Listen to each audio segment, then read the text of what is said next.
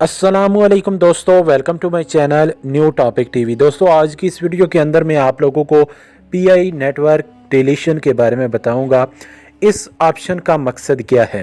Video का बाकायदा आगाज़ करने से पहले आप दोस्तों से एक गुजारिश है, अगर आप अभी तक मेरे चैनल पर नए हैं तो चैनल को सब्सक्राइब करके बेल नोटिफिकेशन को प्रेस कर दें ताकि हर नई आने वाली वीडियो आप तक पहुँचती रहे। तो यार, आप चैनल को सब्सक्राइब नहीं करते, वीडियो को लाइक नहीं करते, तो आप चैनल को भी सब्सक्राइब करें, वीडियो को भी लाइक करें। मैं इस तरह की वीडियो अपने चैनल पे अपलोड करता रहता हूँ।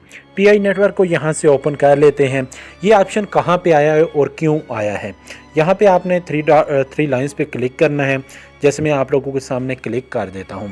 उसके बाद नीचे यहाँ पे आपको प्रोफाइल का ऑप्शन मिलता है, इस पर आपने आ जाना है।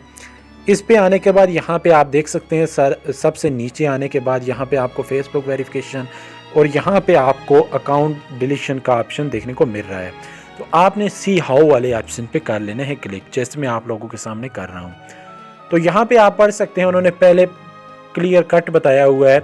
अगर आप अपना ओरिजिनल पाई नेटवर्क का जो अकाउंट है उसको डिलीट करना चाहते हैं तो उसका यूज़र नेम यहाँ पे लिखें।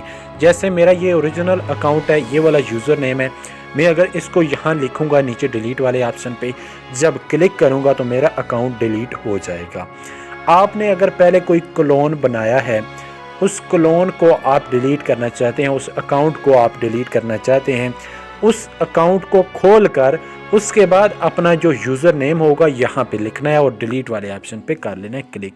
अब मैं किसी दूसरे का यहाँ पे अगर लिखता हूँ तो यहाँ पे ये बताएगा कि ये आपका अपना नहीं है, ठीक है, ये आपका अकाउंट अपना नहीं है।